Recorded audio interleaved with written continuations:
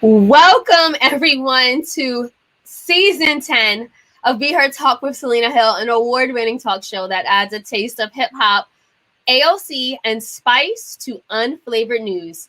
Each Sunday, I'll be discussing race, politics, and culture from an unapologetic millennial perspective, and we give you the opportunity to be heard.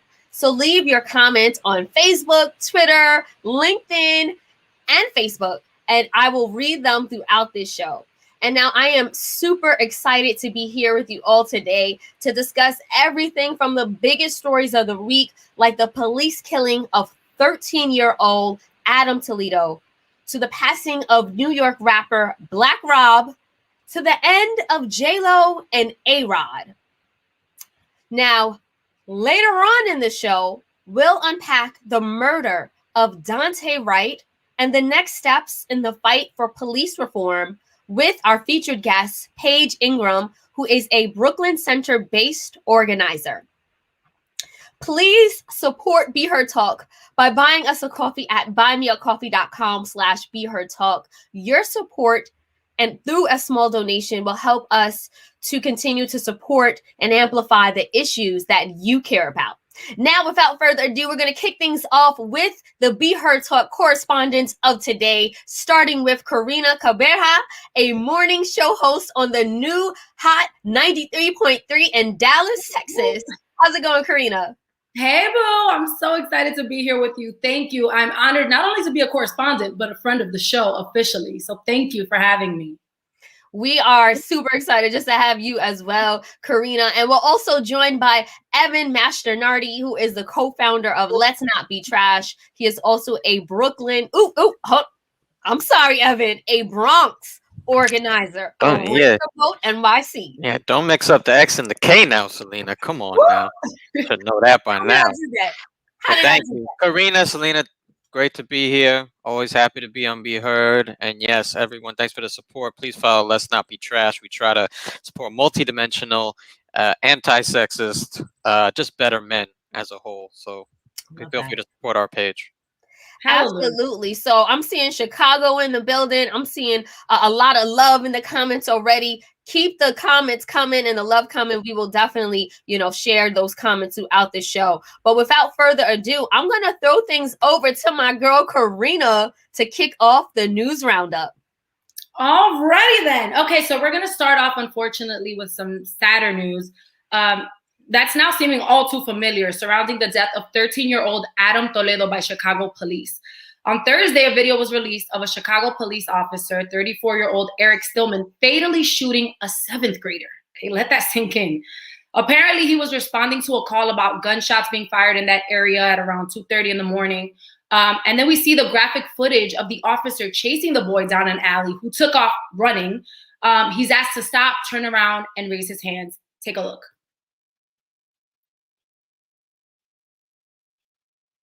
Seems as though the footage is frozen, but I think it's better that we avoid seeing it because it's so graphic. Yeah. And honestly, it's visceral. You get a visceral response when you see everything happening so quickly. The boy complies, raises both his hands, and immediately, within a millisecond, he's shot fatally. The person who was actually responsible for the gunshots that were fired in the area was his 21-year-old friend, who has since been charged and arrested. There was a gun near Toledo, but at the time he turned around and both his hands were raised. And I'm repeating that because I just want to emphasize the fact that he did comply. And his mom is obviously devastated, asking why they didn't shoot him maybe in the leg and the arm. Why did they have to shoot to kill? My thing is, why even shoot him at all, period? Right? Since then, there have been protests in the streets of Chicago, and the president of the Chicago Police Union says the officer was 100% justified because this all happened in a split second and he had no time to determine whether the weapon was still in his hands or not. He continued by saying, the officer does not have to wait to be shot to fire his weapon. He would have been justified even if he would have shot multiple times. Selena, Evan, what is your response to this outrageous statement? First off, this young boy was 13 years old, right? This is a life that was lost. And I understand the dynamics of this case. Obviously, he was running. He did comply. I am reading reports that he was armed. But I think that this goes deeper into just police and community relations regardless, and the way that they're constantly interacting. Because we've seen, I've seen, and I know we've all seen how many videos of white armed people either attacking police, either have a gun or have some type of weapon, and they're never shot. They don't die, right? Like, police don't kill them. They always try to talk with them, or try to, get them to disarm using verbal commands. The discrepancy here and the difference here is the disproportionate amount of Black and brown people being shot and killed by police. That's the issue that we have, because there's a stark difference with how they treat people in the white community. Sure. Evan? Yeah, I'm completely with Selena. How many times have we seen perpetrators of these mass shootings with the gun in their hand, or taking their time to put this gun down, and all of a sudden the police got all the patience in the world, but this guy, this I shouldn't even say, this child has his hands up. That's what I don't understand. It's not surprising me that the police union leader is saying this, but since when is having your hands up a way to shoot a gun? That's not. We didn't see the video, but I saw the picture. I don't want to see the video personally, but you can't shoot a gun with your hands up. Right. It doesn't even make sense. I will say it did happen in like a split second. The kid turns around and bam, he shoots. The other issue is piggybacking off of what you and Selena were saying, because I agree with you 100%, is that there is no foot pursuit policy in place with the Chicago Police Department. So instead of having a policy together where they're guiding officers on what to do when they're in a chase, the officers are left to their own volition, where they have to decide what to do in the heat of the moment. And 9 times out of 10, this is what happens, specifically with people of color, because the subconscious racial bias is at hand, and that's the driving force in what happens here. And so it's unfortunate. Our babies are being killed constantly. I'm a mom. Like, this story destroyed me. Yeah. And can I add that the officer who shot Adam and killed him has been, he actually has 4 use of force reports against him and 3 complaints that were filed against him since 2017, but none resulted in discipline. So again, these officers that are trigger happy are patrolling our communities, over surveilling them, and it's resulting in a disproportionate number of people in our communities being shot and killed. Absolutely. Couldn't agree more. And then in other eerie and ridiculous news, Jonathan Pentland, a sergeant in our U.S. Army, was caught on video harassing a young Black man in South Carolina for, get this, walking in his neighborhood. I mean, just gingerly strolling by. Take a look. Here's how it went down. I didn't hit you. There's a difference between pushing you. You were the aggressor, buddy. You're aggressing on the neighborhood. Someone came running. You better walk away. You walk away. You talking to my wife right now. That's your wife? Walk away. I didn't do walk anything. away. Your wife can speak. Check it out. You either walk away or I'm going to carry your ass out of here. Dude, if you touch What do you want to do? You better not touch me. Or what? What are you going to do? You up on me. Let's go. Walk away. I didn't do anything to you. I'm about to do something to you. You better start walking. I didn't do anything to her. You better start walking right now. You come after me like that? I ain't coming after you. You're in the wrong neighborhood, motherfucker. Get out.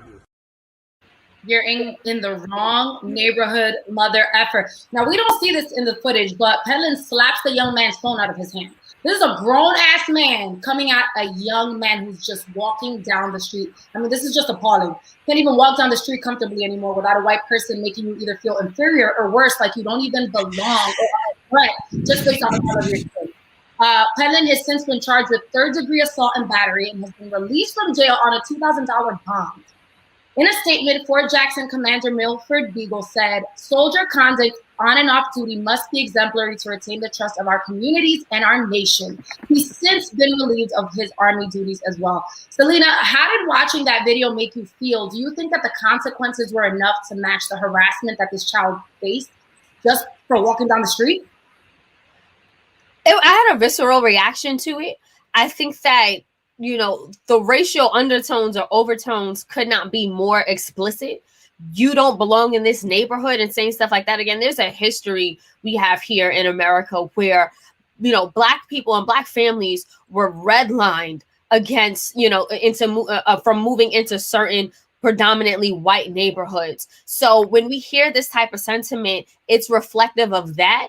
And also the fact that when Black families did move into predominantly white neighborhoods, how they were harassed, how they had to deal with the KKK. So again, that's what I'm thinking as soon as I saw this white man in this young Black teenager's face. Now, there have been conflicting reports about what led up to the confrontation. But again, no one deserves to be assaulted. And that drill sergeant, he's not the police. Okay, he does not have the right to put his hands on anyone or to tell someone you don't belong in this neighborhood. If he was stopping a crime in action, that's different. That's not what's happening here, or at least from what we saw. And also, there is no evidence about what built up to the confrontation. So I just wanted to address that because I know we're hearing a lot of conflicting reports on both sides. Right. I mean, you know, ultimately, it doesn't matter. This is a grown-ass man harassing a young child who seems to actually be maintaining his cool throughout this conversation, or this altercation, rather. And it's scary because, you know, while he was fired and called out, how many other kids are in fear to just walk down the street as a result of this? Why is this still a thing in 2021? What will it take to make a shift? And I know that that's a grand question in the scheme of things, but Evan, how do you feel? Like, what do you think it's going to take?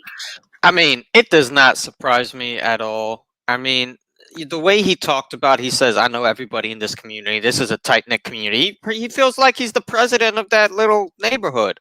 So he feels like he could get away with anything. Right. I mean, there's a lot of emboldened, angry white men out there who pretty much feel like they are, you know, judge, jury, and in many cases, like even terribly executioner of their own little fiefdom, of their own little area. There's an article, I forgot who wrote it, but it was just a good point. It was like, how far away is the average white man from a police officer? Like, how far away are these two things? And to bring what you brought up earlier, he's not the police. Well, a lot of people think they're like only a step away from being the police. So I think that's the mentality. Unfortunately, especially if you're a white man, it seems to be that seems to be the behavior that keeps perpetuating. Yeah, and to Evan's point, we actually have a comment from Angie Morgan, who left a comment via Twitter, who says, whites have too much privilege over another culture. Where do they learn that no one owns the street? To Evan's point about, again, that white privilege and authority that they display because of white supremacy. I know we had some other comments. One from LinkedIn user left a comment as well via LinkedIn. I don't know if we could pull that one. There it goes. So LinkedIn says they need to get locked up and let these people face what they need to deal with. And then lastly, Alina left a comment as well. Alina says, I need to know why that grown man was so full of anger. Again, Alina, to me, if you ask me that question, it's because of white supremacy and because of white privilege. We see that reflective in a lot of people, especially white men, who have this chip on their shoulder, and any little threat to their way of life and to their dominance results in that type of anger and that type of response. So it's like, you're in my neighborhood, like you can afford to live here. You have access to my daughters who you may marry. And then and obviously it's because they want to protect, you know, their white privilege by any means necessary. And they feel emboldened because ultimately they're protected. And it's what we've seen historically, unfortunately. While semi-justice has been served there in one area, Rustin Shesky, the Kenosha officer who shot Jacob Blake, will not face discipline. The police officer has been found to have acted within the law and department policy. As you may recall, last August, Shesky fired 7 shots at Blake's back as he walked away from the officer toward the parked vehicle where 2 of his kids were sitting. Blake was left paralyzed. And in the midst of the Derek Chauvin case, it's shocking to me when people are surprised that we're skeptical of justice being served in that blatantly egregious case. And I think SNL hit the nail on the head with that sentiment last week. Here's a clip to show what I'm talking about. But the video footage alone should tell you everything you need to know about what happened. 100%. No doubt about it. Okay, and hopefully justice will be served. That'd be nice. God willing. Sounds like we all agree there's no way Derek Chauvin walks away from this. I ain't gonna say all that. It's funny, but it's true. I mean, we don't see justice being served as often as it needs to be. It should be served every single time something crazy like this happens. But unfortunately, this story in particular is proof that justice isn't always served. Chief Daniel Miskin said, Shesky acted within the law and was consistent with training, so he will not be subjected to discipline. Shesky is now back on the job, having returned from administrative leave on March 31st. So this guy wasn't even fired. He was on administrative leave this whole time. What the heezy? That's it. That's the question. Selena, Evan, what is your response to this? What message does this send to people of color about our lives and about people who are supposed to protect us? When police shoot and sometimes fatally kill Black people, they face no discipline. They get a pat on the back. Sometimes they get a promotion. We've seen this time and time again, where police officers, sometimes they resign or they leave, but they're hired at other departments and they continue to accelerate and excel in their career. Tupac said it best. Like, he was like, cop shooter, he's a hero. Like, I can't repeat the explicit, but we've been saying this over and over again since the inception of police in this country. It is extremely disheartening that the person, the cop that that shot Jacob Blake is back with no discipline. And the murderers of Breonna Taylor had no discipline. And George Zimmerman, who killed Trayvon Martin, there was no, consequences at all. We're tired of it. We're tired of it. That's why you have these protests. That's why you have these riots, because enough is enough. We will no longer sit back and let someone with a badge kill those in our communities. Yeah, and I think that, it was very telling when the supervising officer said that this is completely within policy. So that's pretty much affirming that it is completely within policy to shoot someone in the back who is running away from you. So what that destroys is this narrative that the person has to be an immediate threat, right? That's what we keep hearing. We keep hearing the person's an immediate threat. You don't understand this immediate threat of violence. That person's running away from you. Where's their back's gonna shoot you? I mean, it's like he's running away, and like in the case of Toledo, his hands are up. What, you can fire a gun like this? That's right. So my point is, like, it was never really about that. It was about someone with a preconceived notion, a devaluation of life. Okay, you did this thing wrong. Your life isn't important enough anymore. It doesn't matter enough. I can shoot you because you have made this many mistakes that now your life really isn't worth anything. And I know I will not be disciplined for it. And they were right. They were not. And coincidentally, it's always with brown or Black people that it happens. Every single time. And the part that makes me sick to my stomach is that those two kids were in the car. Like, I don't mean to always pull the mom card, but can you imagine the trauma that these kids are gonna have to face their whole lives after witnessing this? And it just goes to show you, like, the inhumane treatment that Black and brown people undergo in this country under the hands of police officials. And so Addie Smith left a comment via Facebook. Addie says, white people commit crimes, and if they are arrested, they are not murdered. Definitely not at the disproportionate rate of Black and brown folks. So absolutely, Addie. And that's the argument. That's the issue that we're talking about now. In lighter news, because I just got all worked up. Transition, Karina. Woo, I know. I don't even know how to do it, but Usher tried it. Apparently, Usher was hanging out in Vegas doing his thing. He went to a strip club and got called out for using Usher Bucks. One of the dancers tweeted, "Ladies, what would you do if you danced all night for Usher and he threw this?" It was money with his face on it, on like hundreds, 20s, and dollar bills. It's not funny, but I was cracking up because I'm like, Usher has some nerves. According to TMZ, though, the people in Usher's camp said that he did tip the girls who danced for him with real money, and that the Usher Bucks weren't used for payment at all. It was more of like a marketing ploy that somebody in his camp, not Usher, left behind. Usher said, "Nope, not Harriet Tubman. Me, put me and my face on the dollar bills, please." It was just, what a crazy story. It's insane. Yeah, so I was actually on Clubhouse in a Clubhouse room with Usher and a few other celebrities, and he explained it. This is what Usher said. He said that he was using it, like Karina said, to promote his upcoming residency in Las Vegas. So it was a promotional tactic, and that he made it sound like he was almost attacked by this woman. But I was like, and I wasn't on stage. Okay, I had to just listen. But I was just like, Usher, if I just finished dancing hours, you're not paying me with these promotional monopoly money dollars. Like, that's just not going down. Like, I get the point you were trying to make, but you need to understand that these women are working. It is a hard work to be in heels for hours on end dancing. Okay, that's the word. Let's not undervalue them. And then on top of that, what Usher was saying is that it's actually working in his benefit because number one, he has more exposure about the residency, and number two, it looks like he's getting into the NFT space, which would allow him to make money off of these bills now. So, and what they were saying is the young lady who received the Usher Bucks, they're saying that that's more valuable than dollars because if they become NFTs. And I'm just like, look, Shorty needs to pay her bills tonight. Right. But you know what? No publicity is bad publicity. So whatever. Usher, do your thing. Make it rain with some Usher Bucks. Whatever you gotta do. Stanley Fritz has a comment. I know we want to get Evan to chime in. Stanley says, why y'all hating on Usher? You want to take that, Evan?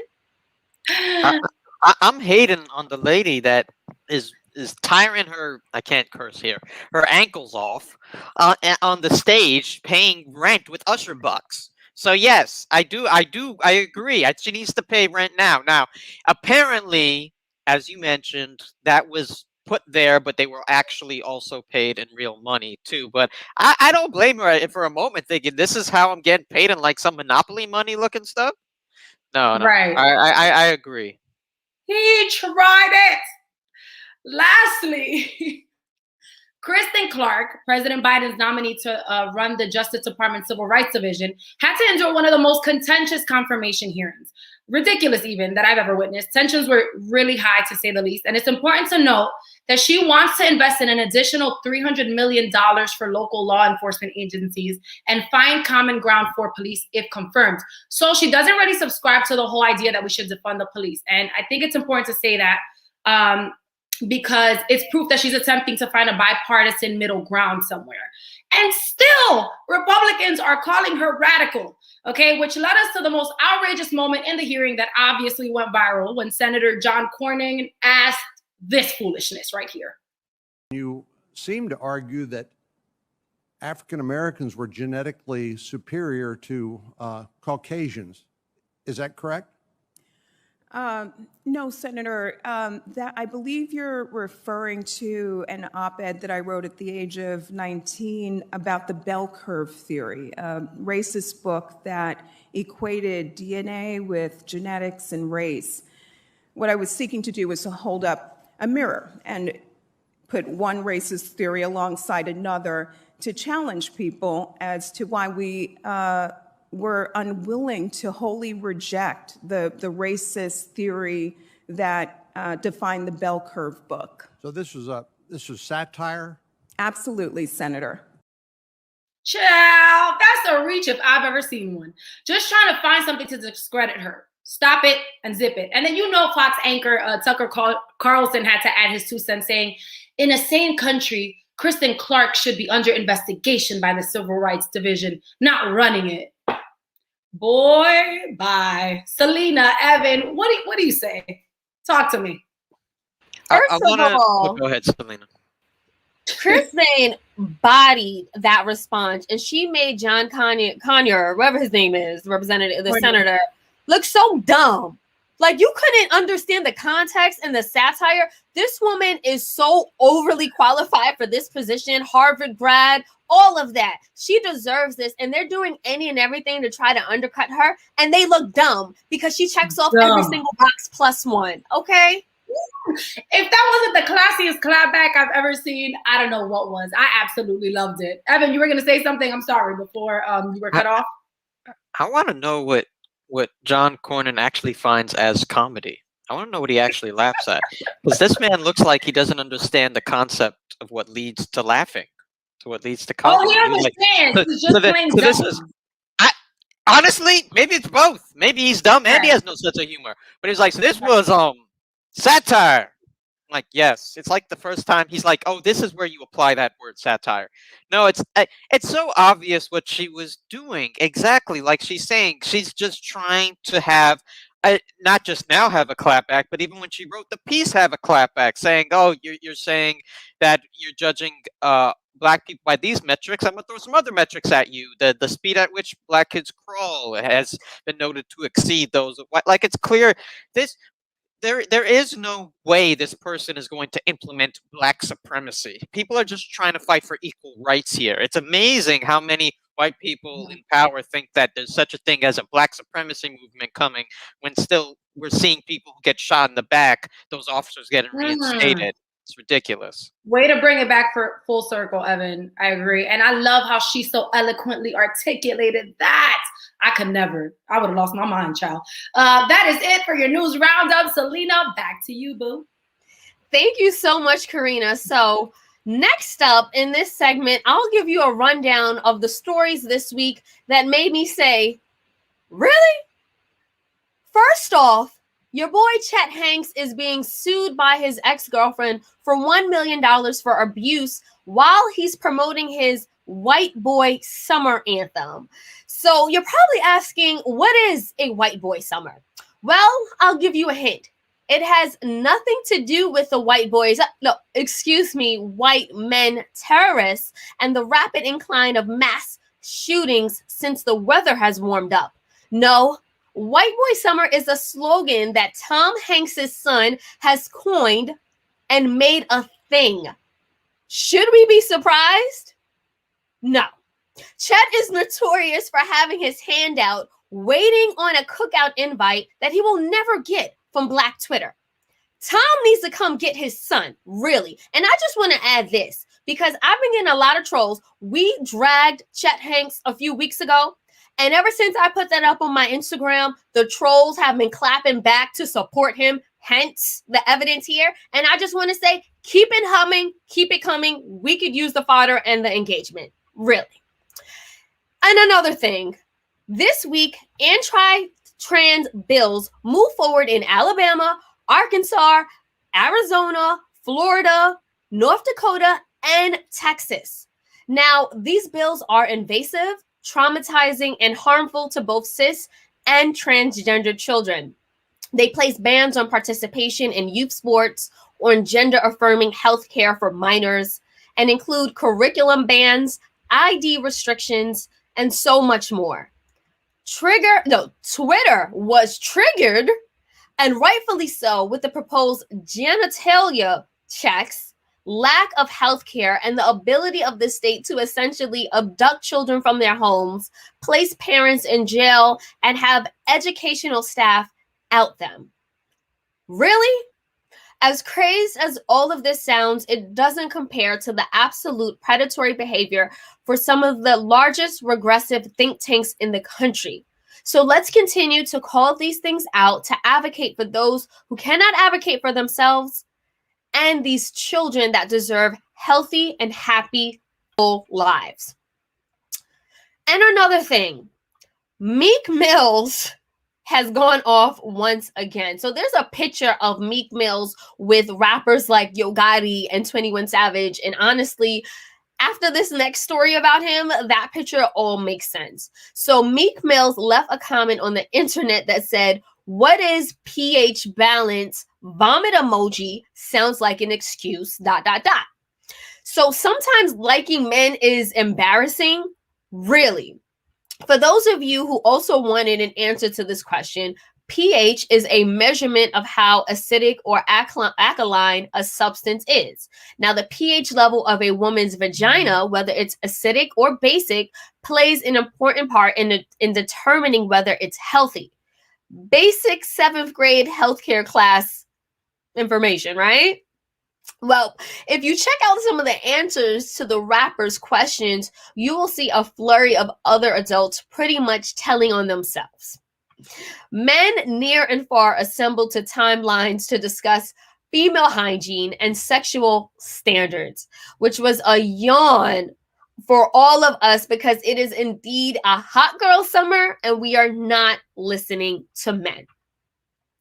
Now, lastly, Black Lives Matter co-founder Patrisse Cullors is under attack after a New York Post article revealed that she had spent $1.4 million on Los Angeles property, which is her third residence in the city and her fourth high-priced home overall. Now, in addition to the right wing and conservative outlets like the Post criticizing Patrisse and questioning the director of the Black Lives Matter Global Network Foundation, a number of other people are also questioning, how she got these funds and even calling her out, like Black sports journalist Jason Whitlock. He is actually accusing her and other Black Lives Matter founders of, and I quote, making millions of dollars off the backs of these dead Black men who they wouldn't spit on if they were on fire and alive. Number one, all right, let's keep things in perspective. Since Patrisse launched the most prolific social justice movement of the 21st century, she has become a target of white supremacy. This latest case is nothing more than doxing by the conservative New York Post. Plus, Black Lives Matter Global Network Foundation has made it clear that Patrisse volunteers to serve as the executive director, and she does not receive a salary or benefits. The organization has also said that she has received a total of $120,000 since the organization's inception in 2013 for duties such as being a spokesperson and engaging in political educational work. After 2019, Patrisse did not get a dollar from this organization. In fact, she makes money as a professor, as a TV producer. She had 2 book deals. She had a New York Times best-selling book and a YouTube deal. So these narratives about Patrisse are being generated by the right wing, and we need to understand the difference, because when we discredit Black women like this who are doing the work on the ground to make our lives safe, we discredit the entire movement, and we cannot be silent. So do not be tricked and fooled. Read the facts and understand what's going on and the history behind white supremacy targeting leaders in the movement. They've done it before. They're going to do it again. Do not be tricked, really. And on that note, I'm going to throw it back to Katrina. Karina. I'm saying Katrina. To Karina to make it all make sense. Today I'll make it make sense, Jesus. For what seems to be like the gazillionth time, Jennifer Lopez goes through yet another breakup, okay? This time with New York Yankee golden boy Alex Rodriguez. Apparently, he cheated on her. It's the audacity for me, because you gotta be an imbecile to cheat on 50 going on 25 successful, beautiful Jennifer Lopez, okay? And I'll be honest, I never loved A-Rod, okay? One, he ain't that pleasing to the eye. That was shallow, so I'm gonna just move on from that. But 2, he's been a liar. Remember that time he kept denying that he used steroids for like 2 years and then eventually got caught? Yeah, talking about he thought the doctor was shooting vitamins up his butt instead of testosterone. Boy, stop. That should have been the main indicator for Jenny from the block. But alas, here we are. It's not her fault that she got cheated on. And full disclosure, I gotta be honest, I love J-Lo. For a long time, I thought I was J-Lo.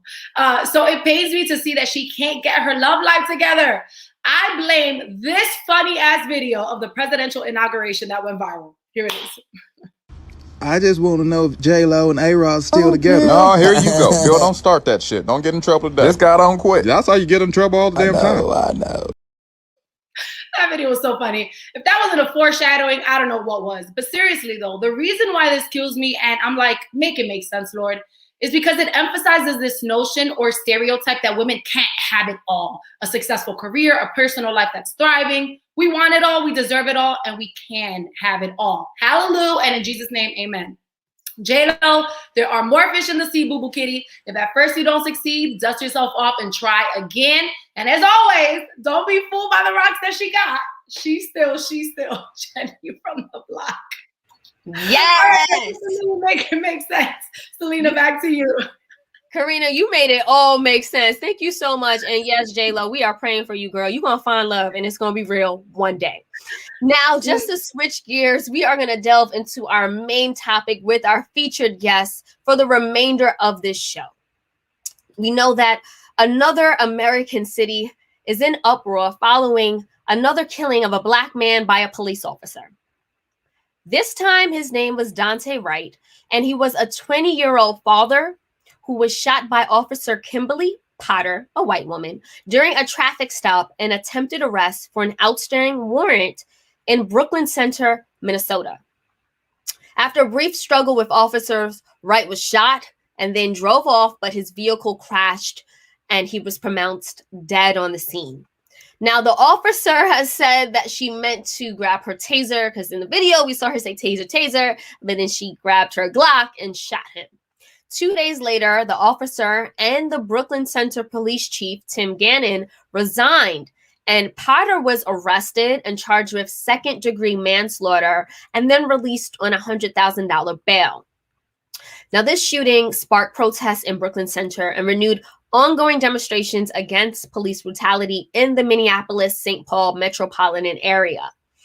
Demonstrations have also spread to cities across the country. Even U.S. Rep. Auntie Maxine, aka Maxine Waters, she showed up to one of the anti-police brutality protests in Brooklyn Center on Saturday evening, saying demonstrators need to, and I quote, stay on the street, demanding justice until police reform becomes a reality. But in midst of the burst of protests, the vows for change and pleas for calm, a family is grieving the loss of a loved one. I watched a video from Daunte's aunt where she expressed the pain that they are feeling. So, you know, it's a lot to bear. A life was lost, and that's what we want to talk about. So joining us to unpack the police killing of Daunte Wright and the next steps in the fight for police reform, we're joined by Paige Ingram, who is a Brooklyn Center-based organizer, strategist, curator, and artist active in the movement for racial and gender justice. Thank you for being here with us, Paige. Thank you for having me. I have been in the background appreciating every bit of this show, and this is what I didn't even know I needed right now. So thank you for having me on. Oh, no, we appreciate your time and also the work you're doing. I want to start by, I read reports that over 100 protesters were arrested Friday. I'm not sure if and how many were arrested Saturday. What is the current climate in Minneapolis and in Brooklyn Center right now? Well, I think that we are a community that has been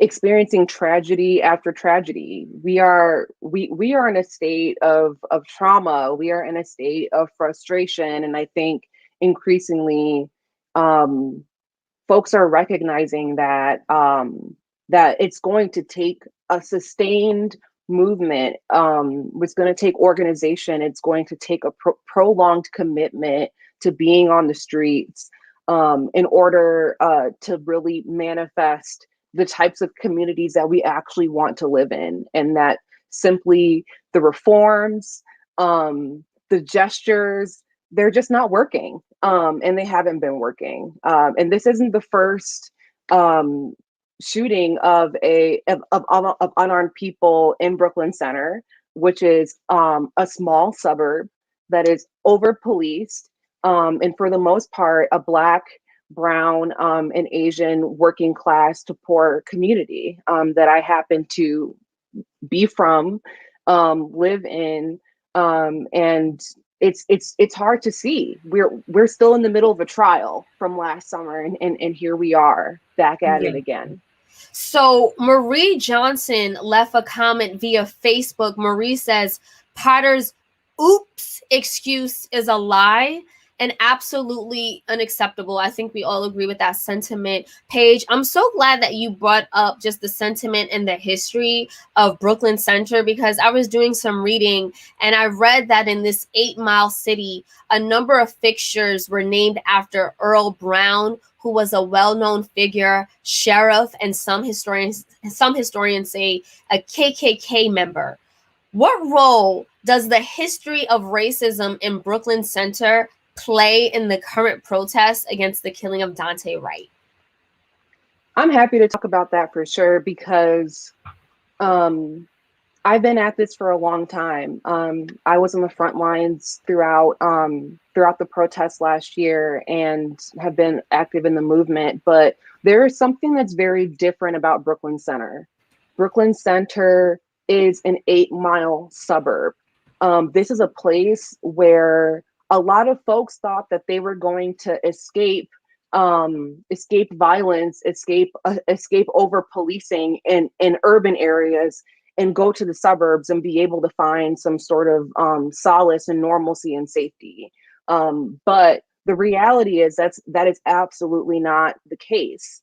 Not to mention the fact that to be real, like Brooklyn Center among the other outer ring suburbs has this reputation for being like this bad place because there's just so many Black people, because it's a neighborhood that is, in fact, it's a city that has the most renters per capita in the entire state. And so there has always been an underpinning of racism. It's highly known that our city is highly policed.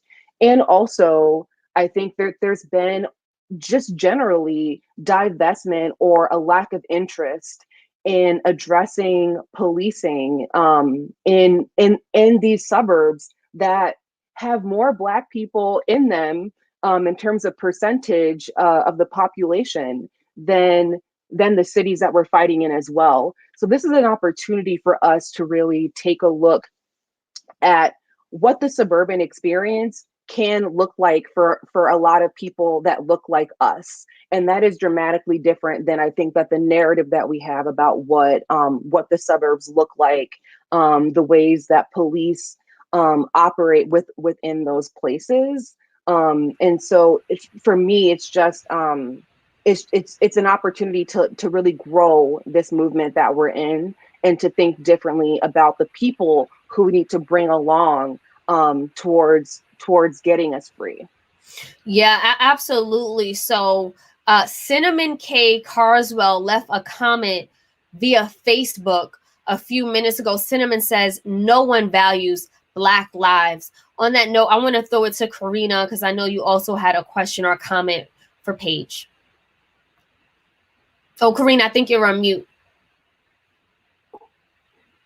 Okay. Paige, again, thank you so much for being with us. I did want to know, because this case, I'm in Texas now, and this case reminds me a lot about the case that happened here with Botham Jean, because both officers claim to have made a mistake. In John's case, the female officer claims to have accidentally walked into another person's apartment thinking it was her own, shot and killed this man who was just sitting in his couch. This seems very similar to me. There are people who say that allocating more funds to the police in order to address their issues with mental health or being overworked and putting more police officers on the ground is the better solution here. What do you say to those people? Do you think that that's a viable solution? Are you doing some work towards that, or what do you say to those people in general? Well, I think first of all, I just want to say that in terms of my folks and the people that I speak to, and my neighbors, we're not believing for a second this whole oops, right? Like we have seen it again and again. It's oops, I thought that it was somebody else. Oops, I didn't know that anybody was home. Oops, I thought you were somebody else. And I think Minnesota is a unique place. This is our fourth high profile case since 2016. The police, Minneapolis Police Department, but also across the state, they have been trained and trained and trained. Minnesota is viewed as a beacon of liberalism, a place that is highly democratic for the most part in terms of our party affiliation, a place that that politicians listen and respond accordingly. And yet here we are again. So I think that folks are starting to realize and ask the question, to what end do we continue doing reforms before we recognize that they simply do not work? This is a much deeper structural issue. This is about power. This is about trust, and this is about simply recognizing that this is an institution that is actually not serving our communities and in the ways that we have been conditioned to believe, in the ways that we are promised from elementary school, when police officers visit our classrooms and tell us that they're there to make our lives better. The contrast between that and the lived reality is so stark, and folks have really had enough. I can just say, from my vantage point, I am an unapologetic abolitionist. I believe I believe in the movement towards, it's not just about removing the institution of policing. It's about investing in institutions that are actually in place currently, and creating and imagining new ways of living. Why do we believe that it's just the founders of America who were given permission to imagine what their lives could be and what our cities can look like? Why can we not be able to do the same things? And so, to me, abolition is liberatory for everyone involved. Paige, I'm so glad that you brought up abolition and the fight to abolish police. A lot of us are just familiarizing ourselves with the slogan or the term defund the police. Can you actually talk about the difference between the two? And when you say abolish police, what does a world or a country without police look like to you? Yeah, I think after the summer, or during the summertime, there was so much movement and excitement around the notion of abolishing police. We had several members of the Minneapolis City Council that said very publicly in front of thousands of people in a park that they recognize that reforms don't work, and that we need to create institutions for community safety. I think that it in a sense, like this is an exercise that communities need to figure out for themselves. But we're not starting from scratch. The abolitionist movement has been around for an incredibly long time, and so there's an opportunity to think differently. Now, when it comes to defund the police, many journalists, many organizers, and just many people out there in the world were latching on to their own definitions and understandings about what that is. It was easier for a lot of people to digest the notion of, we're just going to simply take some money away from the police departments. But for some, defund the police is not the ends, but a means towards abolition. We're not advocating that that in any way, shape, or form our government is prepared to just by the snap of a finger get rid of the police and then move on to something else. But if we cannot invest in the meantime, in the name of community care towards social workers, addressing housing and transportation insecurities, healthcare, getting our basic needs met, that is how we actually get into a place of posturing around police abolition. And that is what the defund police campaigns have been about. We have these budget hearings. Take this money out. Stop putting money towards community policing. It doesn't work. And let's try something new and different and see what happens. And we believe that when we actually put our money where our mouth is, in terms of actually claiming that we care versus seeing in policy and through our dollars that we do care for our neighbors, that's where the transformation happens. Evan? Yeah, I agree. You can't really reform an organization that doesn't believe it needs to be reformed. The police don't think they need to change. for the most part, I've yet to really see. I mean, maybe you can find a few precincts here and there across the entire nation, but for the most part, I rarely see police officers say, "This is a turning point for us. We must change. We have erred." Like you just don't hear that. So how are you really going to implement reforms to a group that doesn't believe that believes the old system was perfectly fine as it is? Even if you implement those reforms, the people aren't going to want to use them. You see it all the times where everybody thought body cameras will help. It's a good idea, but then people just turn them off half the time, or they leave them on, and the camera's on. We see everything, and then the supervisors and the courts say, "Yeah, no problem there." So it needs to be revamped from the ground up. And I agree that starts with, I think defund, a lot of people look at defund and they don't see the rest of it. It's a defund and then reallocate. You're taking funds away and then you're allocating it, as Paige mentioned, back into communities, back into other institutions that will create just a healthier, safer community environment that gradually needs less and less police involvement, to the point where hopefully one day public safety alone will look completely different. So Kim Hayes. Oh, sorry, go ahead. Just real quick, Karina. Kim Hayes left a comment as well via Facebook. She says police officers carry their unconscious bias to work like everyone else. Exactly. But the only thing is, police officers are the only people in our country that have license to take away our freedom and kill. Karina?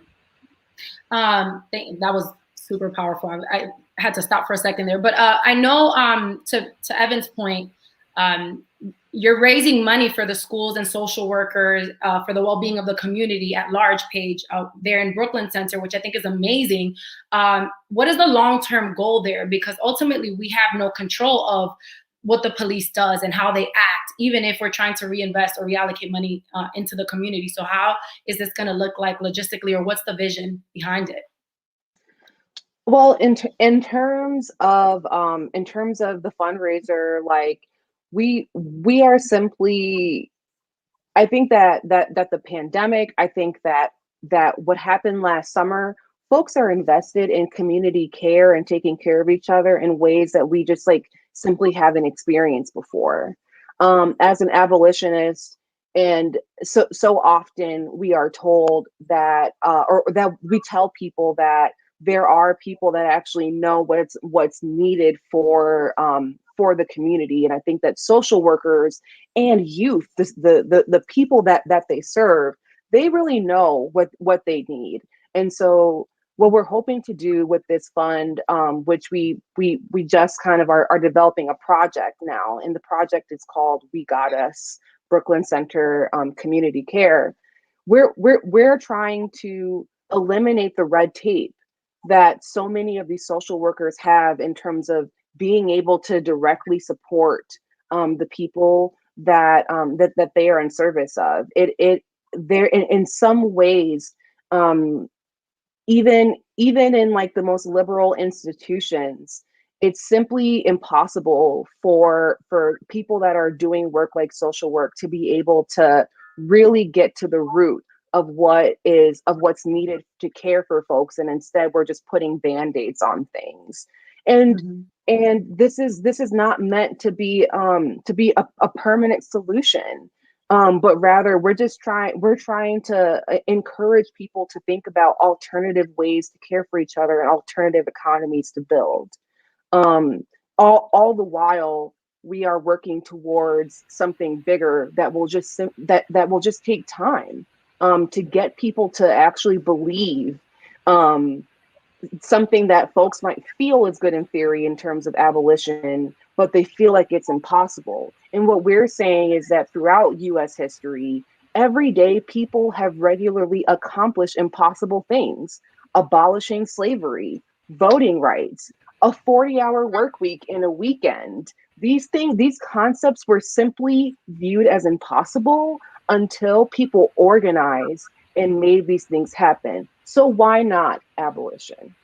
Thank you for the work that you're doing, by the way. But go ahead, Selena. I'm sorry. No, thank you. To Karina's point, the work you're doing on the ground is phenomenal. Gregory Dancy left a comment via Facebook saying, disproportionately killing minorities by police is racism. Any sort of proposal to give them more money to change is just an excuse for them to gain more power. Secondly, they should be held to a higher standard. Gregory, we could not agree more. Paige, we know that your city right now is under fire, under a lot of scrutiny. We've seen this play out in cities across, the country, from Ferguson to, cities in Staten Island when Eric Gardner died. Right now, the spotlight is on Brooklyn Center. What would justice in your city look like for you? I think that we are really in a process of figuring that out. Organizers may have their ideas, but we are really leaning into speaking with the community to articulate what our demands are going to be. And I think that in flashpoint moments like these, it's really easy to feel pressure to react, to just do rapid response, to speak on behalf of a community. And we are committed to doing something different than that. Of course, like there are demands that are very tangible right now. For example, there's an entire coalition that's calling for the governor, for the mayor, for the police chief to stop what is called Operation Safety Net. This is what has been in place, a preemptive force that's been in place to respond to what could possibly happen as a result of the Derek Chauvin trial, and put straight away into action in Brooklyn Center. That first night, I saw police using tactics that I've never seen before in Minnesota, and certainly would never expect from such a small police force. And this is an indication of extensive training, not just within the state, but with military. I saw tactics that were used in Portland.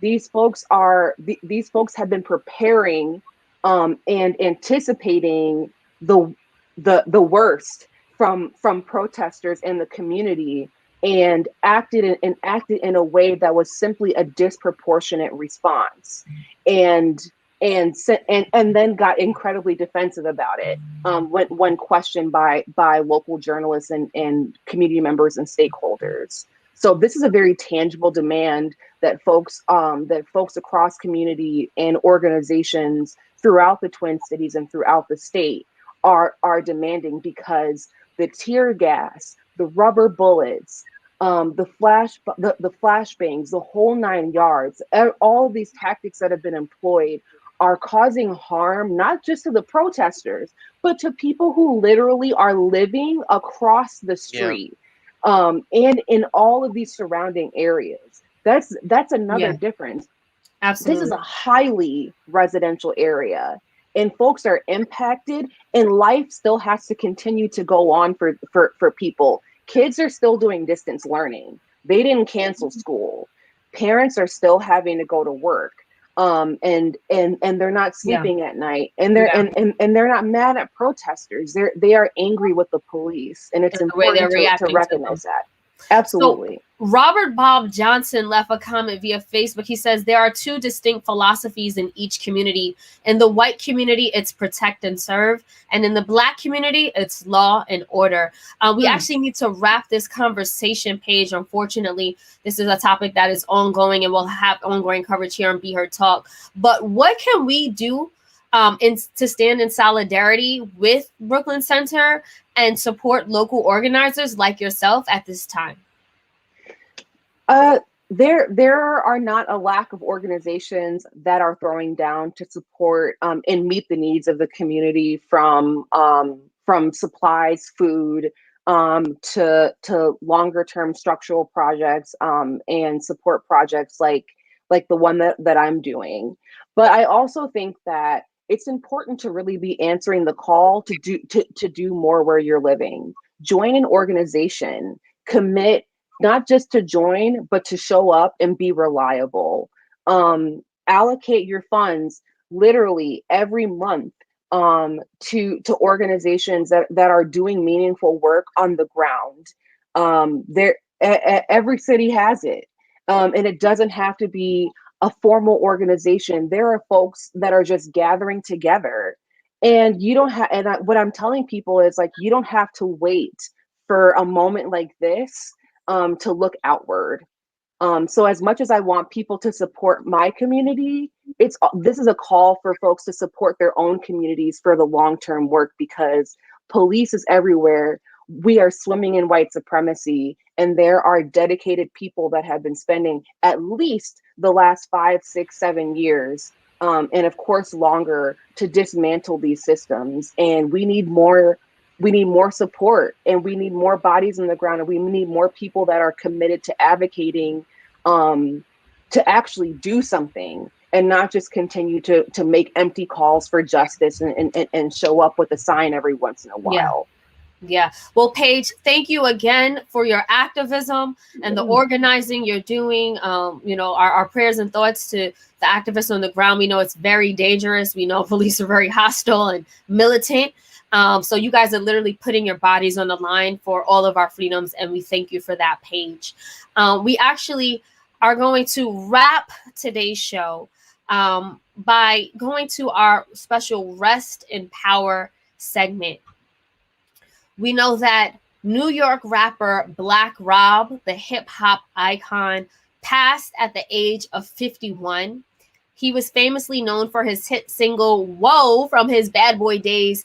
His music and his energy will forever be felt. So we did just want to pay tribute to Black Rob. On our way out, we're gonna play a little clip from "Whoa" because we don't want to get banned on Facebook or any of the streamings that we're on right now. But before we do that, we also want to say please support Be Her Talk by buying us a coffee at buymeacoffee.com/BeHerTalk. Again, your support through a small donation will help us to continue to support and amplify the issues that you care about. I also want to thank everyone for chiming in and listening into Be Her Talk today. And of course, our correspondents, Karina and Evan.